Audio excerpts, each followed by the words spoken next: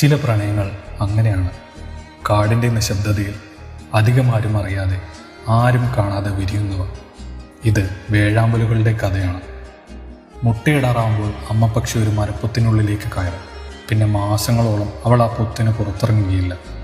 തൻ്റെ കുഞ്ഞുങ്ങൾക്കായി അവൾ അവിടെ ഒരു സുരക്ഷിത ലോകം ഒരുക്കുകയാണ്. സ്വന്തം തോലുകൾ പൊഴിച്ചാണ് അവൾ കുഞ്ഞുങ്ങൾക്ക് മെത്ത ഉണ്ടാക്കുന്നത്. കൂടിന് കാവലായി ചിതിലം തൻ്റെ കാഷ്ടവും കൊണ്ട് അവൾ തന്നെ ഒരു മതിൽ പണിയും. പുറം ലോകം കാണാൻ ആ ഭിത്തിയിൽ ഒരു ചെറിയ ദ്വാരം മാത്രം ബാക്കിയുണ്ടാവും. ഈ സമയം അത്രയും പുറത്ത് അച്ഛൻ പക്ഷി ഒറ്റയ്ക്കാണ്. വെയിലും മഴയും വകവയ്ക്കാതെ അവൻ കാടായ കാടക്കാലങ്ങി ആഹാരം കണ്ടെത്തും. ആ ചെറിയ ദ്വാരത്തിലൂടെ അവൻ ആഹാരം അകത്തേക്ക് നൽകും. അത് വെറും ആഹാരമല്ല, അവളോടുള്ള കരുതലും പ്രണയവുമാണ്. ഒടുവിൽ കുഞ്ഞുങ്ങൾ വലുതായി കഴിയുമ്പോൾ അമ്മ പക്ഷി ആ കൂടിൻ്റെ ഭിത്തി പൊളിച്ച് പുറത്തു വരുന്നു. പക്ഷേ അച്ഛൻ്റെ ജോലി അവിടെയും തീരുന്നില്ല.